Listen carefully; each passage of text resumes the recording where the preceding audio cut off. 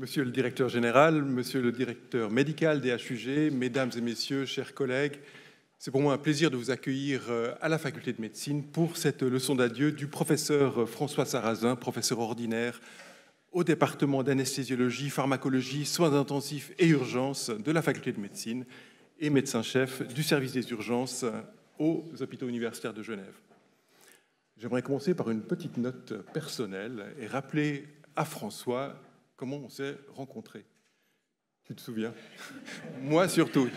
J'étais en train de passer mon final de médecine et je tombe pour l'examen final sur le professeur François Sarrazin, alors plus junior, je ne crois pas, tu avais le titre professoral à l'époque, co-examinateur junior d'un examinateur beaucoup plus senior et surtout particulièrement mal luné.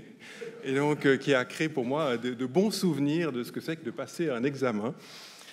Mais bon, il y a prescription, c'est il y a plus de 30 ans. Et puis, comme on l'a appris tout au long de notre carrière, ce qui ne tue pas rend plus fort. Et donc, nous voici en pleine forme, plein de force pour reconnaître ta belle carrière hospitalo-universitaire. Alors, pour ceux qui ne le savent pas, François Sarrazin est un spécialiste en médecine interne et en médecine d'urgence hospitalière. Je parlerai surtout de la recherche et de l'enseignement. Ces travaux de recherche concernent principalement, dans le domaine des urgences, l'application de stratégies de prise en charge validées, des études dites pragmatiques, notamment dans le domaine de la syncope, la recherche en services de santé, les analyses coût-efficacité et la recherche portant sur la qualité des soins. Un éventail bien large. Il a été nommé en 2007 professeur associé à la faculté de médecine et médecin-chef du service des urgences des HUG. Il a beaucoup contribué au développement de l'enseignement de la médecine d'urgence au niveau prégradué, mais aussi au niveau postgradué, en participant à la construction d'un programme de formation dans le but de créer un titre de spécialiste FMH en médecine d'urgence, initiative dont ton successeur aura la charge de la mener à bien, je l'espère. Professeur ordinaire depuis 2018, il est nommé professeur honoraire dès après-demain, le 1er octobre 2023, et donc reste connecté avec notre faculté. Et donc on se réjouit de t'entendre, de nous parler des défis de la médecine d'urgence, mais avant cela, je vais passer la parole au président du comité de direction des hôpitaux universitaires de Genève, monsieur Bertrand Levrat. Est-ce que vous avez déjà remarqué ce que ça fait de voir un urgentiste stressé? Tout va bien. Tout va bien se passer, François. Monsieur le doyen, monsieur le directeur médical, mesdames, messieurs, chers collègues, et surtout, cher François, c'est vrai que c'est des moments émouvants, c'est des moments où on est là pour toi, parce que tu as énormément apporté à chacun d'entre nous et apporté à la collectivité genevoise. C'est pas rien d'être le chef des urgences d'un service d'urgence d'un grand hôpital universitaire.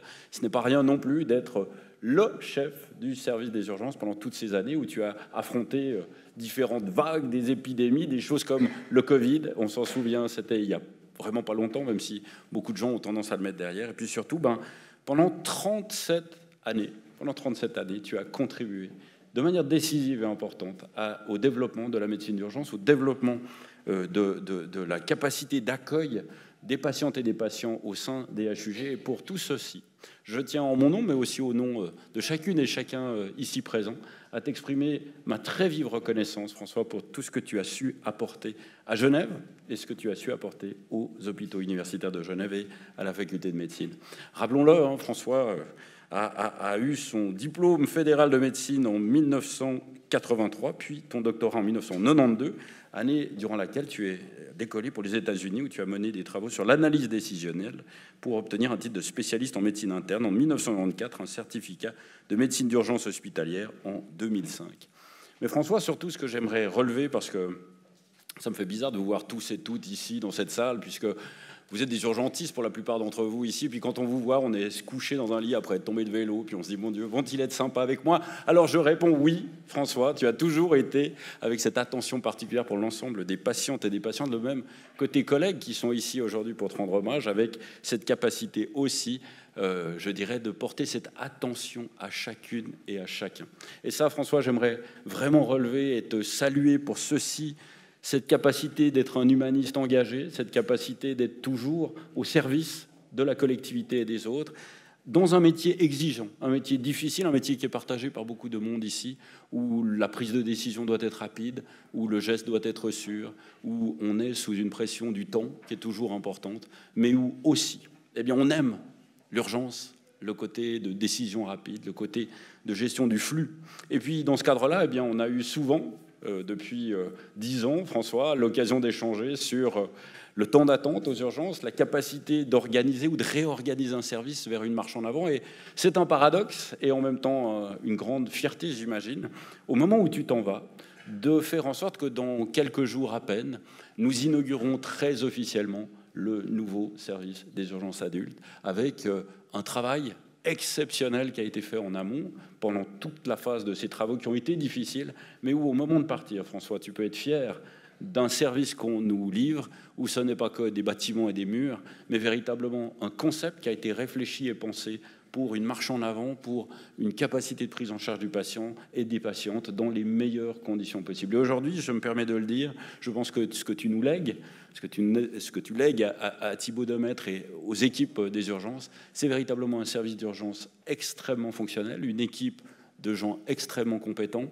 Puis ce que tu n'auras pas réussi à mettre en place, parce qu'il y a une chose que tu n'as pas réussi, c'est de faire en sorte que la Suisse évolue et sache enfin reconnaître comme une spécialité FMH à part entière la médecine d'urgence. Et ça, eh bien, nous allons reprendre ce flambeau-là, parce que Dieu sait si tu as œuvré pour faire en sorte que ça soit le cas. Nous sommes un des derniers pays d'Europe à ne pas reconnaître la spécialité d'urgentiste comme une spécialité FMH, et je me réjouis que ce soit le cas prochainement, parce que Dieu sait si c'est une vraie spécialité, Dieu sait si la relève qui est là aussi est une relève compétente, d'exception, de gens de grande qualité, hommes et femmes, et puis bien reconnaître le talent, la compétence, l'engagement des urgentistes fait partie des choses que tu as su porter tout au long de ta carrière et pour lesquelles j'aimerais t'exprimer ma reconnaissance. Alors au nom, pas seulement de toutes celles et tous ceux qui sont dans cette salle, et pas seulement en mon nom pour les HUG, mais pour avoir eu le privilège, malchanceux peut-être, mais le privilège d'être à la fois directeur général et d'avoir été patient pour traverser ton service,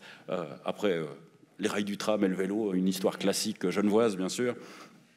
J'aimerais t'exprimer ma reconnaissance, j'aimerais te dire merci au nom de nous tous et nous toutes, pour tout ce que tu as su apporter pendant toutes ces années, pour l'élégance avec laquelle tu as su traverser les tempêtes, et en même temps avec ta capacité toujours d'être au service de la population, des hommes et des femmes que tu as servis toute ta carrière professionnelle. François, en mon nom et au nom des HUG, merci beaucoup.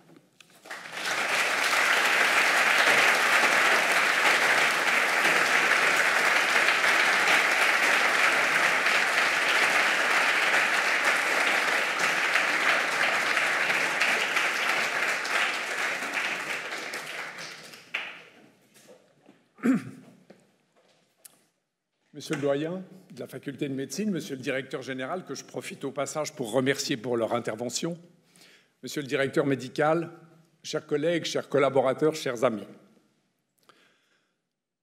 Le service des urgences, de par sa position entre la société et l'hôpital, est un observatoire privilégié de tout ce qui se passe.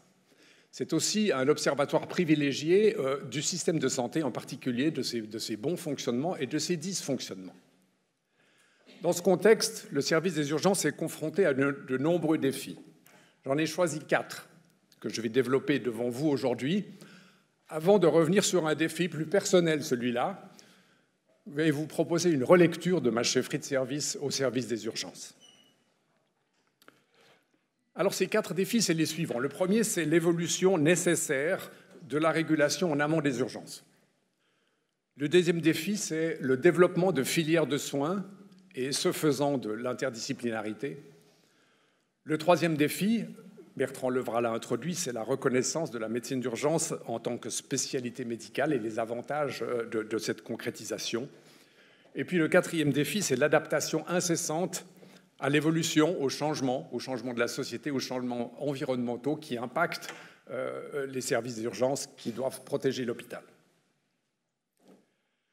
Alors, le premier défi que j'ai illustré par cette photographie, l'évolution de la régulation en amont des urgences, cette évolution de la régulation est nécessaire pour des raisons que je vais vous exposer. Sur cette diapositive, vous avez en bleu la régulation médicale dans son fonctionnement actuel. Donc toute demande d'aide médicale urgente fait l'objet d'un appel à la centrale d'aide sanitaire urgence, le 144. Cet appel va être pris en charge par un régulateur sanitaire d'urgence qui va évaluer la plainte, qui va éventuellement poser des questions complémentaires à l'appelant et qui va sur cette base déterminer un degré d'urgence. Et en prenant en considération ces différents facteurs, le régulateur va décider de proposer au patient de se rendre lui-même dans un service d'urgence où il va proposer l'engagement de forces supplémentaires. Cet engagement de force supplémentaire peut être une ambulance, ça peut être un SMUR, c'est-à-dire une ambulance médicalisée, ou ça peut être, dans les situations extrêmes, un hélicoptère. Donc, suite à ces différents engagements, ou par eux-mêmes, les patients vont se rendre dans les différents services d'urgence du canton que j'ai représenté ici, le service des urgences des HUG, mais aussi les services d'urgence des cliniques Hirslanden et des Grangettes et du groupe médical d'Aunay. Ce système actuel fonctionne. Il est néanmoins, il peut être amélioré à deux égards. Le premier égard, c'est qu'au fond, c'est le patient lui-même qui détermine son degré d'urgence. Alors, le patient peut se tromper par défaut, c'est très ennuyeux. Il peut aussi se tromper par excès, mais ce qui aboutit à l'engagement de moyens inutiles. Premier défaut. Deuxième chose, ce système n'est pas dimensionné pour répondre à une déferlante et une demande croissante. C'est ce que j'ai appelé la demande de soins non programmés. Qu'est-ce que c'est que des soins non programmés? C'est des problèmes de santé qui ne sont pas anticipés, qui ne relèvent pas réellement de l'urgence vitale ou hospitalière, mais dont la prise en charge ne souffre quand même pas un délai avec un rendez-vous 4 ou 6 semaines plus tard. Et au fond, cette demande de soins non programmés, elle explose. Elle explose pourquoi? Parce qu'il y a de plus en plus de populations fragiles qui sont maintenues ambulatoirement. Des patients âgés très fragiles, des patients immunosupprimés, des patients oncologiques, des patients précaires. Et au fond, ces patients ont des besoins de santé non anticipés sous forme de consultation, sous forme d'un conseil, sous forme de demande d'un examen ou de réalisation d'un geste technique. Le deuxième aspect, c'est la difficulté d'accès au système de santé. Et ça, l'Observatoire des urgences m'a permis de constater ça ces dernières années. Les patients sont perdus dans le système de santé. Notre système de santé est devenu complexe, les services sont devenus spécialisés, les services sont devenus cloisonnés et il y a une réelle difficulté d'accès pour les patients au système de santé. Il y a aussi une réelle difficulté d'accès au système de santé pour les médecins de la ville qui souvent, par épuisement ou par défaut d'autres solutions, envoient le patient aux urgences alors que ce dernier aurait pu court-circuiter le service. Donc, au fond, ces différents facteurs aboutissent à une forme d'hospitalocentrisme vers les urgences et c'est pour ça qu'il faut faire évoluer la régulation en amont des urgences. Alors, le problème n'est pas de dire aux patients que leur situation n'est pas urgente voilà, le problème, c'est de leur offrir une alternative. Alors effectivement, donc, cette situation des urgences et des demandes de soins non programmés aboutit au graphique qui parle de lui-même et que vous avez sous les yeux. C'est clair qu'on peut se dire qu'au fond, c'est la mission des urgences de s'occuper de ces patients. Mais enfin, l'augmentation d'activité que vous voyez ici pose quand même certains problèmes. Vous voyez donc l'évolution du nombre d'entrées au service des urgences des HUG ces 10 dernières années, entre 2013 et 2023. Donc vous voyez de manière linéaire une augmentation, grosso modo, de 4% par année, 40% sur 10 ans. Ce graphique, hormis de montrer l'évolution d'activité, livre un deuxième message. Vous avez donc représenté en bleu foncé ou en bleu clair les urgences lourdes et les urgences ambulatoires. On s'aperçoit que les urgences ambulatoires augmentent de manière plus importante que les urgences lourdes. Vous voyez une augmentation de 2,5% pour les urgences lourdes, une augmentation de 7,5% pour les urgences ambulatoires. Alors, vous pouvez me dire qu'il faut dimensionner le service des urgences pour accueillir ces patients. Ce n'est pas si simple. La conséquence de cette augmentation d'activité, c'est l'engorgement des services des urgences. Et vous avez ici la photographie d'une semaine au mois d'avril 2023. Vous voyez, chaque colonne représente un jour de la semaine, du lundi au dimanche. En vert, vous avez le pourcentage, enfin le nombre d'heures par 24 heures où la circulation du service est fluide. L'offre et la demande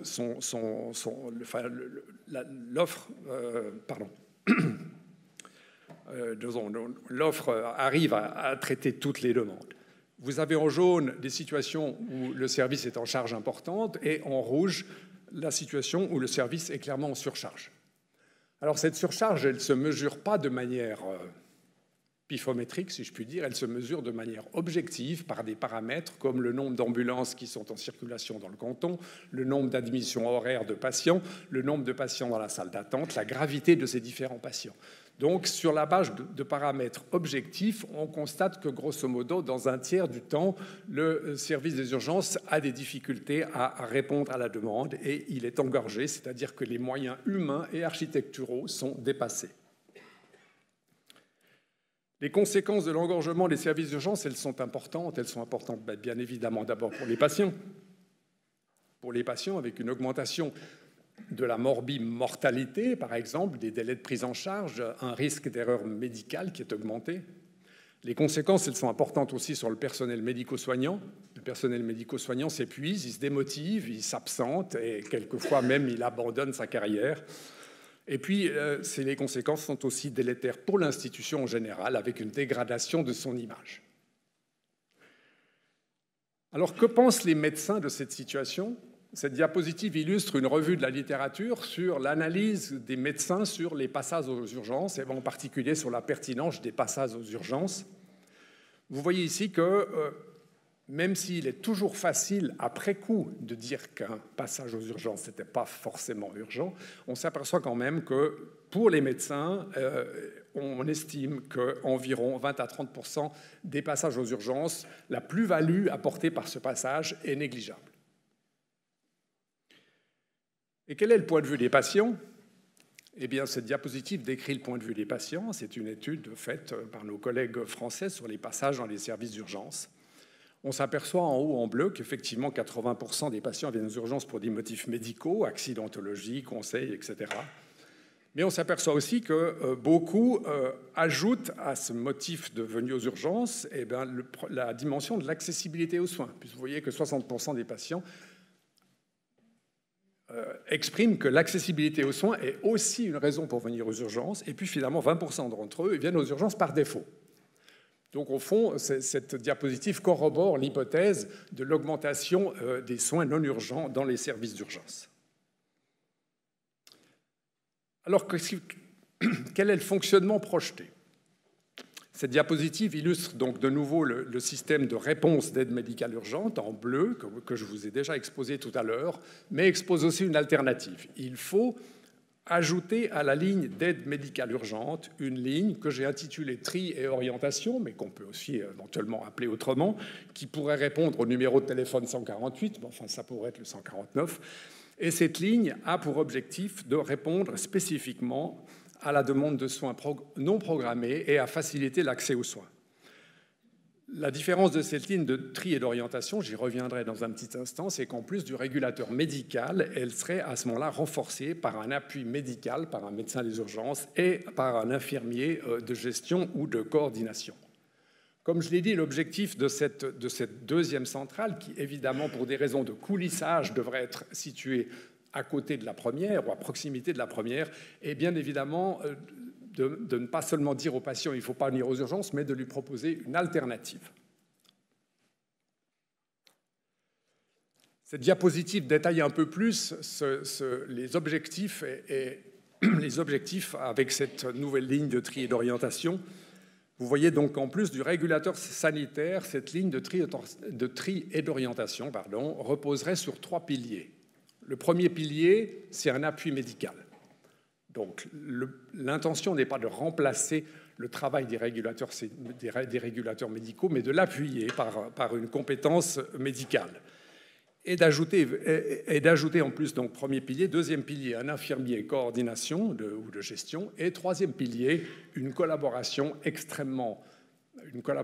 étroite avec la médecine interne générale. Quelle est la plus-value d'avoir un médecin et un infirmier coordinateur en centrale, en appui des régulateurs ? Eh bien, cette plus-value, elle peut se manifester à plusieurs niveaux. Le premier niveau, c'est pour les orientations difficiles dans les services d'urgence. le point de vue médical peut mieux anticiper les besoins du patient et l'orienter vers la structure d'urgence qui sera le plus à même de répondre à la demande du patient. Je prends par exemple l'accueil des urgences à l'hôpital des Trois-Chênes, pour lequel des critères spécifiques existent. La deuxième plus-value d'avoir un appui médical et un infirmier de gestion en centrale, c'est les transferts. Actuellement, beaucoup de transferts, les transferts sont nombreux entre les différents sites des HUG et également entre les différents sites du réseau des urgences genevois et les HUG. Il est extrêmement difficile de transférer les patients de service à service, alors que ces patients bénéficient au départ déjà d'une prise en charge médicale et le passage automatique au service d'urgence n'offre pas de plus-value ou peu de plus-value. Encore faut-il s'assurer de la stabilité clinique du patient pour qu'il puisse être directement admis dans un service d'aval. Et ça, c'est la présence d'un médecin en centrale qui peut appuyer ces décisions. Et puis, bien évidemment, pour transférer les patients de service à service, il faut avoir une disponibilité des lits en temps réel. Et c'est là qu'intervient l'infirmier de gestion et coordination. Et puis finalement, les alternatives qu'il faut développer, c'est celle d'évaluation à domicile. Évaluation par des services d'urgence privés, ça existe déjà, mais ça pourrait être densifié. Et puis évaluation par des infirmiers spécialisés pour les situations grises. On peut imaginer d'avoir des infirmiers qui sont envoyés à domicile pour évaluer la situation. Ça se pratique dans certains pays voisins, mais il faut à ce moment-là un répondant médical pour décider de la suite à donner. Et puis finalement, ce dispositif repose en grande partie sur la collaboration entre la médecine d'urgence et la médecine générale. Il faut standardiser les conseils téléphoniques à travers la rédaction de protocoles communs. Il faut développer le principe de consultation différée, c'est-à-dire avoir des agendas online chez les généralistes. Et puis, il faut développer la téléconsultation, qui est une nouvelle technologie qui peut, dans certaines situations, mais il faut que ce soit validé, proposer une alternative à une consultation aux urgences immédiates. Ce système offre un certain nombre d'avantages. Tout d'abord, c'est une porte d'entrée unique pour toutes les demandes de soins urgents et non programmés.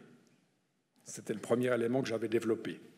Le deuxième avantage, c'est que c'est une aide à l'orientation dans le système de santé, mais dans le système de santé global, public, privé, hôpitaux, cliniques, cabinets. La lecture de ce système de santé deviendra meilleure.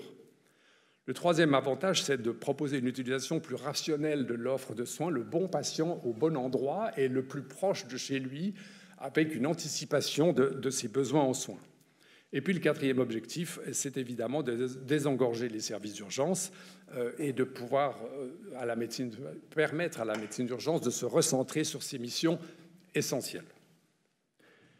Alors, de tels dispositifs existent déjà dans certains pays voisins, en particulier au Danemark ou même en France, dans certaines régions, mais pas toutes, où vous avez une offre de soins qui comprend le médecin traitant en haut, bien sûr, qui comprend une alarme urgence. En Europe, c'est le 112, chez nous, c'est le 144, et une alternative qui est intitulée ici Emergency Helpline, qui est au fond un dispositif de consultation, de téléconsultation, de consultation différée, d'orientation, qui est un dispositif de collaboration entre les médecins des urgences, les régulateurs et la médecine interne générale. De tels dispositifs ont permis de diminuer d'entre 15 et 20% le nombre de consultations spontanées aux urgences, ce qui est de loin pas négligeable.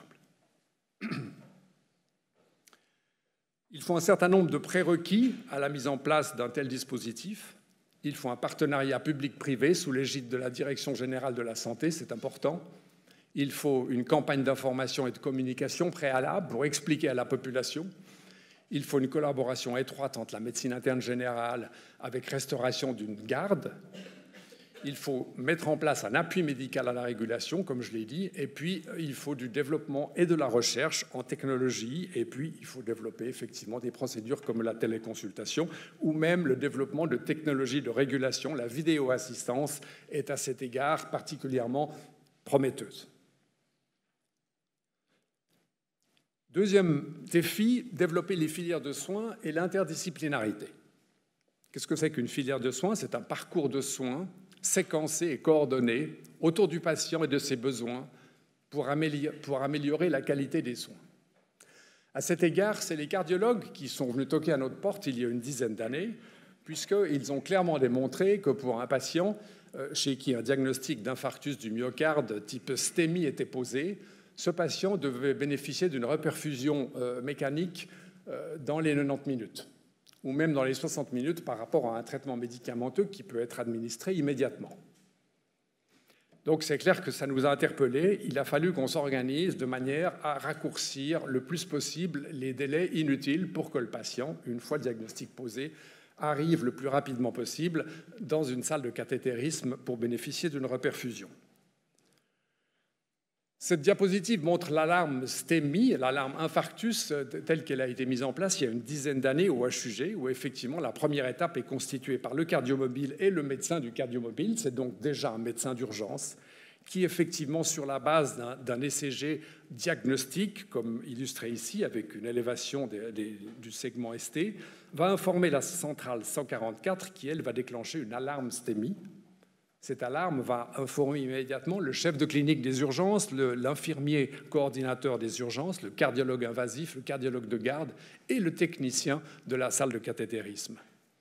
Pendant que le patient est acheminé aux urgences, ces derniers vont ouvrir, ou rendre disponible la salle de cathétérisme pour accueillir le patient si l'indication est confirmée à l'arrivée du patient dans le garage par le cardiologue et l'urgentiste.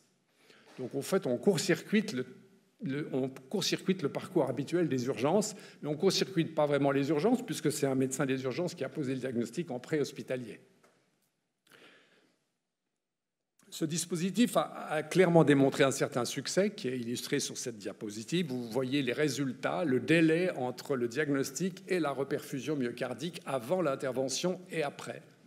Alors qu'avant l'intervention, avant la mise en place de cette alarme, seuls 30 à 40% des patients étaient reperfusés dans les délais.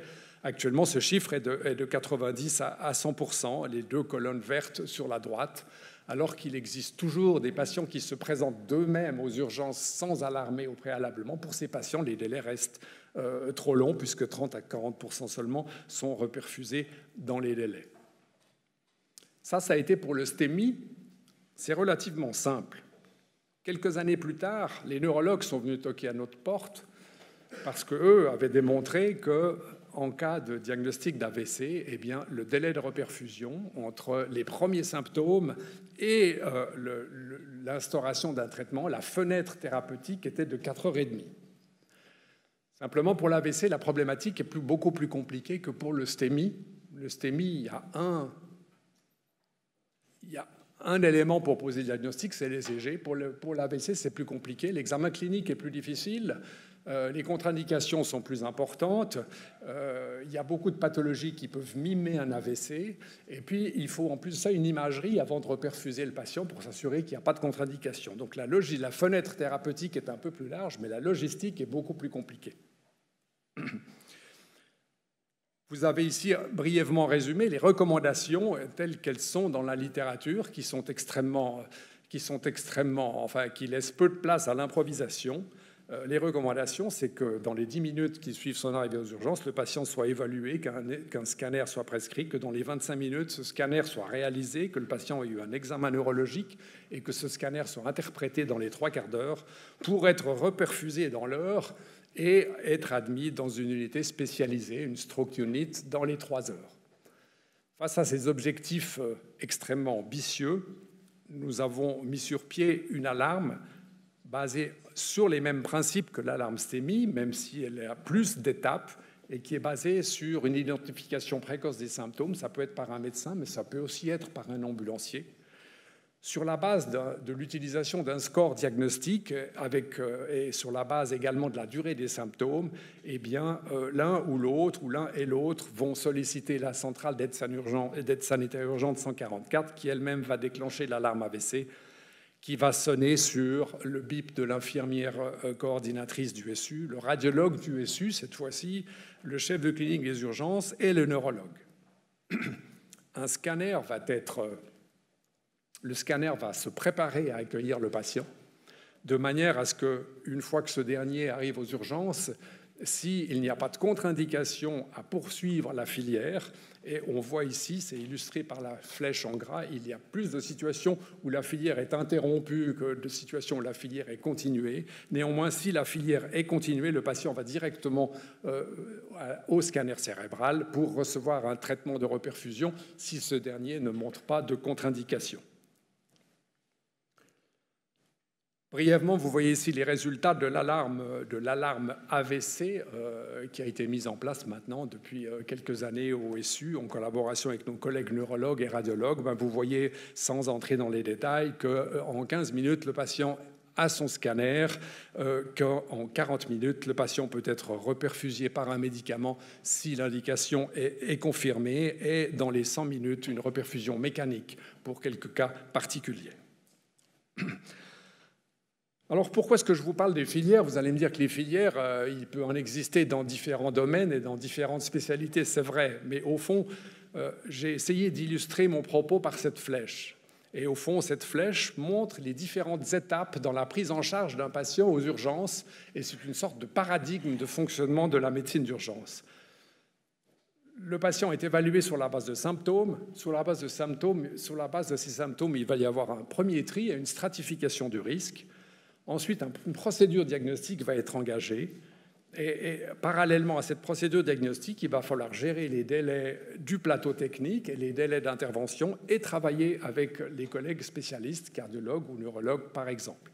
Donc, vous voyez que toutes ces différentes étapes de la prise en charge d'un patient entre son domicile et l'hôpital, au fond, sont exactement les mêmes étapes qu'une filière. Et c'est pour ça que les filières se trouvent au cœur de la médecine d'urgence. Et les filières, au fond, cette prise en charge coordonnée avec minimisation des délais, font partie de l'ADN de la médecine d'urgence. Un autre avantage de développer des filières, hormis les objectifs chiffrés, et l'interdisciplinarité, c'est que ces filières, quand on crée des filières, on a l'obligation de créer des bases de données ou des registres, que ces bases de données et ces registres nous permettent de développer des indicateurs et qu'à partir de ces indicateurs, on peut analyser nos pratiques et évidemment améliorer nos pratiques, améliorer la qualité et développer la recherche clinique.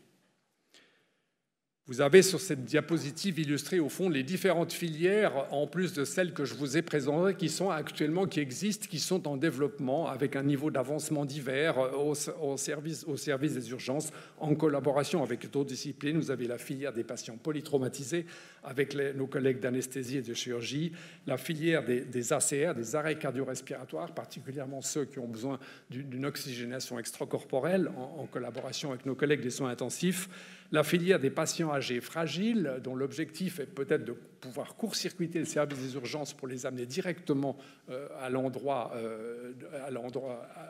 un endroit adapté à leur demande. Il y a la filière des patients agités, intoxiqués, en collaboration avec nos collègues psychiatres, et puis par exemple l'hémorragie digestive en collaboration avec nos collègues du département de chirurgie. Le troisième défi, c'est celui de la médecine d'urgence, en particulier le développement de la médecine d'urgence en tant que spécialité médicale. Donc, pour rappel, et pour ceux qui sont moins familiers, donc la médecine d'urgence actuellement en Suisse est une formation complémentaire qui s'ajoute à un titre de spécialiste en médecine interne ou en chirurgie. Or, vous voyez ce que j'ai voulu illustrer sur cette diapositive, c'est qu'au fond, dans la quasi-totalité des pays de l'Union européenne, à quelques exceptions près, et dans tous les pays anglo-saxons, la médecine d'urgence existe en tant que spécialité médicale. Alors, cette formation en médecine d'urgence, généralement dans les pays voisins, dans des pays qui reconnaissent cette discipline, cette formation dure en général 5 ans, avec une formation générale, un socle, on va dire, de connaissances générales en médecine interne, en chirurgie, en anesthésiologie, qui dure 2 à 3 ans, auxquels s'ajoutent généralement 3 ans de formation spécialisée en médecine d'urgence, avec ou sans l'inclusion du préhospitalier. À cette formation clinique s'ajoutent des formations complémentaires en traumatologie et en urgence vasculaire, comme par exemple les fameux cours ATLS, formation en ultrasonographie, formation en médecine de catastrophe et formation dans la gestion de crise et dans la communication. Et en Suisse, me direz-vous, en 2022, l'ISFM, l'Institut suisse pour la formation médicale, donc qui est l'organisme fêtier qui décide de la création d'une spécialité, a redéfini les prérequis à un titre de spécialiste, les prérequis pour qu'une nouvelle discipline soit créée, en l'occurrence la médecine d'urgence. Je vous ai résumé ces prérequis ici, l'importance en termes de santé publique et du nombre de médecins qu'elle requiert. J'espère vous avoir convaincu que c'est nécessaire. Cette discipline donc, doit être autonome et spécifique sur le plan de la recherche, de l'épidémiologie et de l'enseignement. C'est le cas de la médecine d'urgence. Les besoins de formation postgraduée sont actuellement non couverts par les autres disciplines, donc les spécificités de l'enseignement de la médecine d'urgence. Et puis, les établissements de formation sont suffisants en regard du nombre de médecins que la discipline requiert de former. Sur cette base-là, la Société suisse de médecine d'urgence, avec l'Institut suisse de la formation médicale, ont défini des objectifs pour 2024. L'objectif pour 2024, c'est de proposer une spécialité de FMH en médecine d'urgence hospitalière. Cette spécialité se réaliserait sur une durée de 5 ans ou éventuellement 7 ans si on la combine avec un autre titre, ce qui peut avoir des avantages. Et puis l'objectif est aussi que cette discipline soit reconnue sur le plan européen, c'est-à-dire d'avoir un curriculum qui contienne un minimum de 3 ans de médecine d'urgence. La nouveauté, c'est le format pédagogique. Pour suivre les évolutions récentes de la pédagogie médicale, le but n'est pas tant de créer un catalogue des connaissances ou des objectifs, mais de plutôt avoir une formation basée sur l'acquisition des compétences au sens large, c'est-à-dire savoir-faire, savoir-être, capacité à communiquer. Ces compétences, elles seraient définies sous forme de ce qu'on appelle des activités médicales observables. C'est la traduction littérale de ce qu'on appelle en anglais les Untrustable Professional Activities, qui sont définies par un niveau d'autonomie que chaque candidat doit atteindre pour chaque compétence. L'objectif dans ce programme de formation est aussi d'intégrer les nouveaux outils pédagogiques, la simulation interprofessionnelle, les jeux de rôle et les nouvelles technologies comme le e-learning. Alors les avantages de disposer d'une discipline comme la médecine d'urgence, ils sont nombreux, bien sûr pour les patients, bien entendu, mais aussi pour les hôpitaux et les systèmes de soins. C'est pour ça que je me tourne vers M. Levrat. Et je pense qu'effectivement, bien que la création d'une nouvelle discipline en Suisse doivent être approuvées par les autres disciplines, je pense qu'il est du devoir des directeurs d'hôpitaux et des directeurs sanitaires cantonaux de prendre une position ferme en faveur du développement de cette discipline. La simple crise pandémie de ces 3 dernières années a démontré de manière explicite la nécessité de disposer de professionnels à l'entrée des urgences pour pouvoir réguler les entrées à l'hôpital et pour pouvoir organiser le système de santé et le système de secours en général. Le 4e défi, je ne vais pas le détailler, je vais juste mentionner. Le 4e défi, je l'ai intitulé « Adaptation à l'évolution et au changement ». Au fond, c'est un défi permanent. Les services d'urgence doivent s'adapter en permanence à leur environnement. Alors, j'ai choisi 4 sujets qui, à mes yeux, vont occuper les professionnels médico-soignants des services d'urgence et les institutions dans un avenir proche. Le premier, c'est évidemment l'impact du changement climatique au sens large sur les services d'urgence. On l'a vu à travers la pandémie. On pourra le voir peut-être à travers de futures canicules ou de phénomènes migratoires. Il faut s'y préparer. Il faut ancrer le fonctionnement des services d'urgence dans l'hôpital et dans la communauté avec tous nos partenaires de soins publics et privés. Le deuxième point d'attention, c'est l'évolution des urgences psychiatriques. Pendant la crise Covid, les urgences psychiatriques ont doublé. C'est en proportion relative, c'est l'augmentation la plus importante d'activité ces dernières années.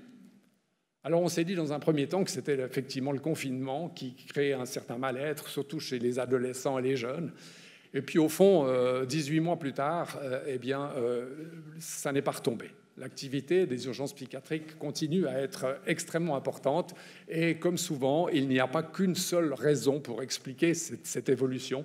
Mais je pense qu'il faut s'attarder sur cette évolution, étudier les raisons qui ont amené à ça pour pouvoir anticiper la progression de cette activité.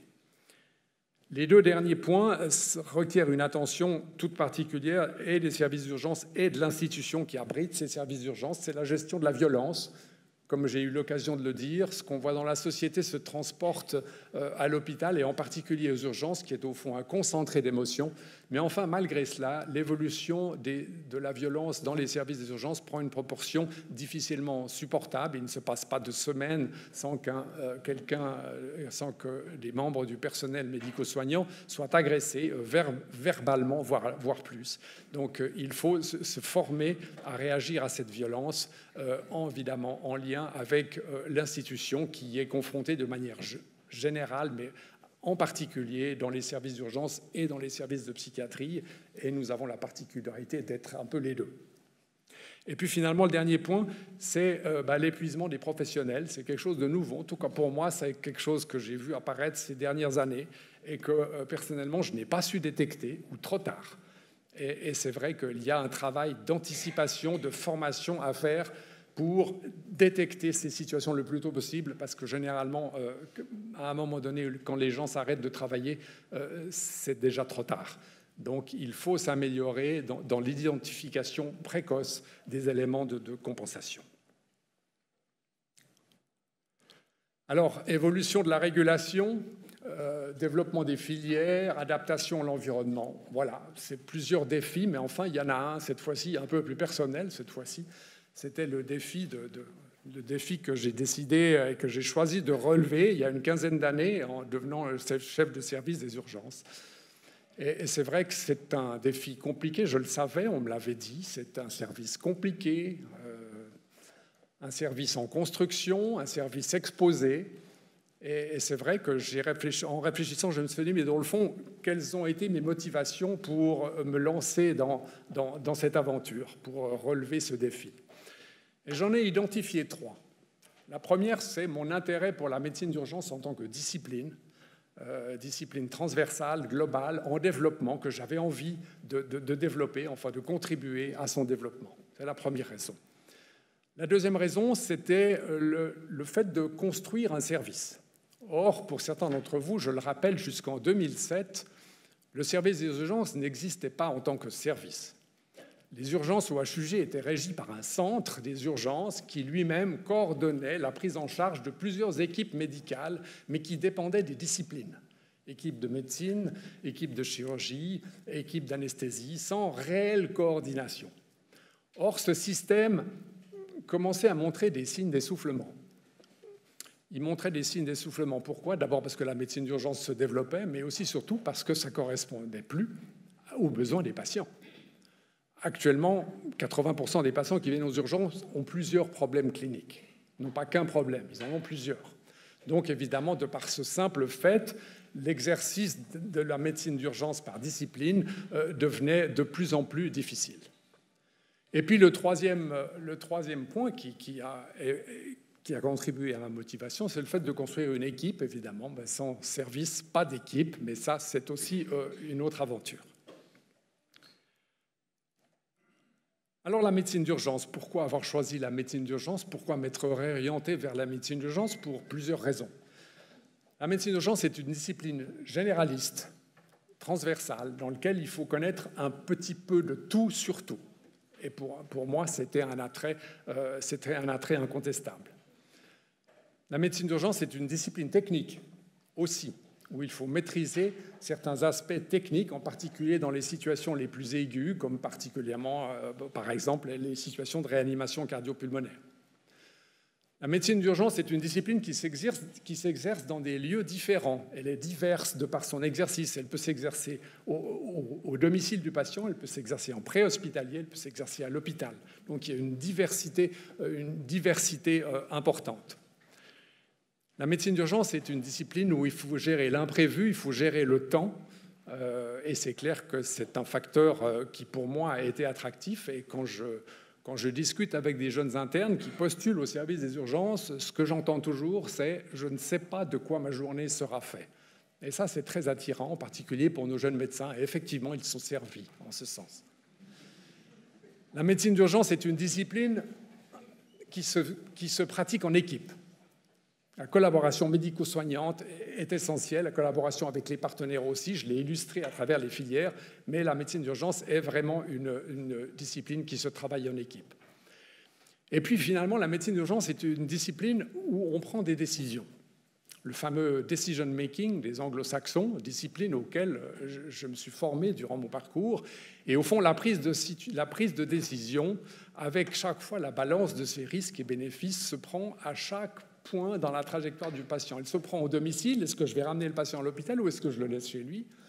Elle se prend dans la rue, est-ce que je le réanime, est-ce que je ne le réanime pas? Elle se prend aux urgences, est-ce que je l'investigue, est-ce que je ne l'investigue pas? Est-ce qu'il faut l'hospitaliser, est-ce qu'il ne faut pas l'hospitaliser? Et cet aspect de prise de décision, avec toute la richesse qu'il comporte, est incontestablement,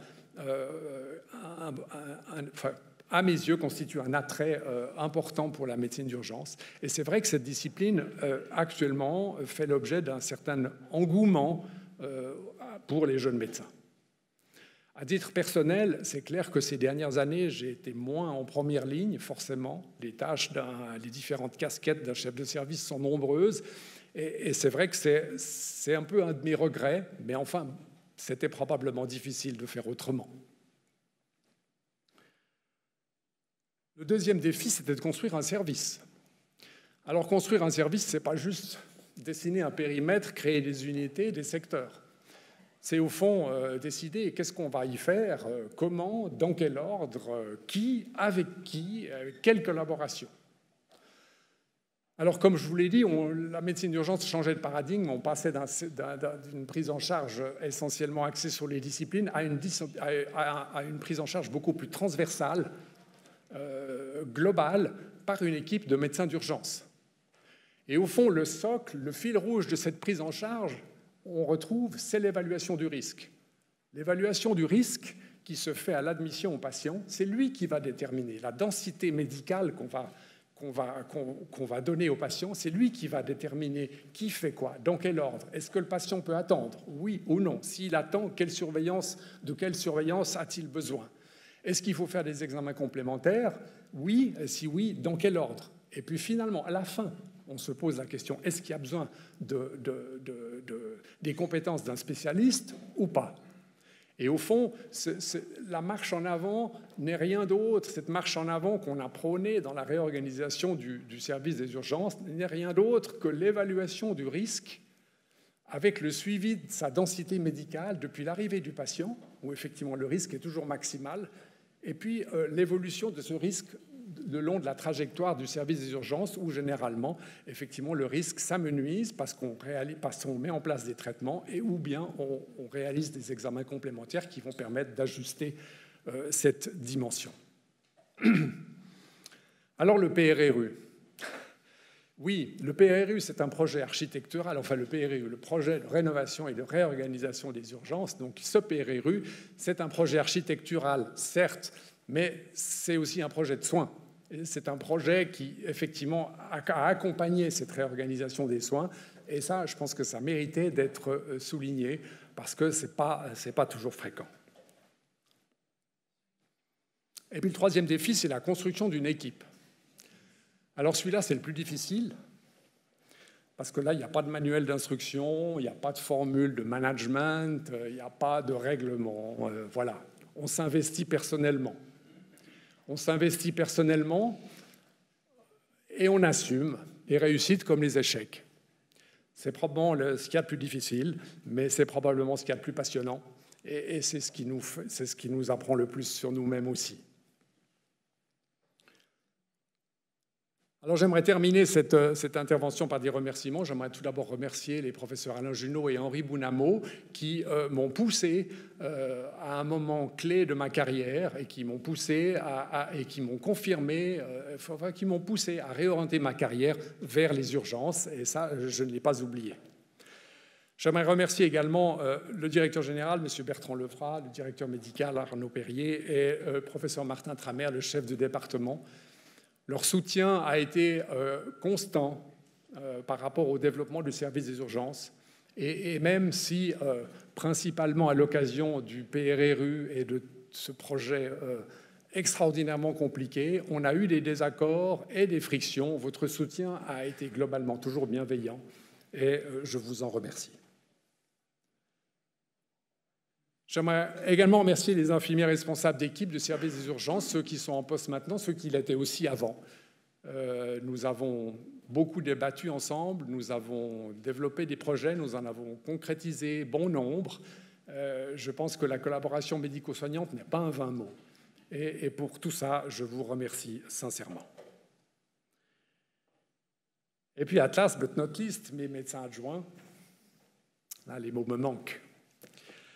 Ma garde rapprochée, je n'aurai jamais les mots suffisants pour vous remercier de votre implication, pour ces discussions qu'on a eues, nourries, nos accords, nos désaccords, on s'est enrichi de nos désaccords, et puis votre dévouement à la cause de la médecine d'urgence et au développement du service. Je n'aurai qu'un mot, au fond, finalement, votre loyauté n'a d'égal que vos compétences.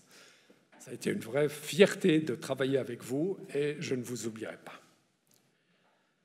Finalement, j'aimerais saluer le professeur Thibaut Demaître, qui est présent ici, qui va reprendre le service, qui est déjà à pied d'œuvre, et dont j'ai eu l'occasion d'apprécier toutes les qualités durant l'été. Et puis, j'aimerais remercier mon épouse, soutien indéfectible pendant toutes ces années, qui m'a accompagné dans mes doutes, mes angoisses, mes insomnies, et il y en a eu. Je vous remercie.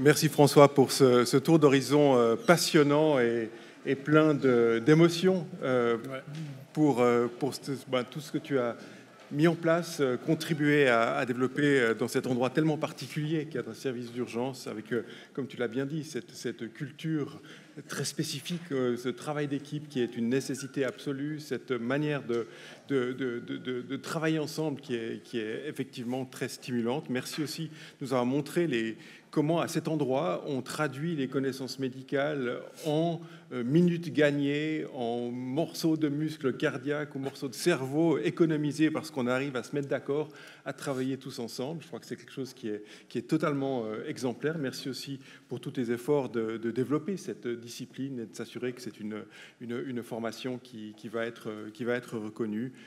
Et puis, merci aussi pour tes réflexions personnelles sur ce qui rend un métier passionnant et qui, je l'espère, va contribuer à continuer d'attirer et de passionner des jeunes et moins jeunes pour assurer la relève et la pérennité de ce service d'urgence. Et puis, comme il se doit, le petit kit pour d'autres activités. Alors, il y a là-dedans au moins 5 kilos de livres bien étayés sur l'histoire de la médecine que tu as contribué à écrire et que tu pourras lire dans tes moments de repos. On fête les 200 ans de la Société médicale de Genève cette année, et donc il y a plein à réfléchir sur d'où nous venons et peut-être où nous allons, mais il y a surtout aussi un message de prévention, puisque c'est un survêtement de sport aux couleurs de la faculté de médecine. Et puis, voilà. Et puis, si jamais tu nécessites encore quelques formations numériques, il y a un petit gadget numérique, et n'hésite pas à venir vers moi, effectivement, au besoin.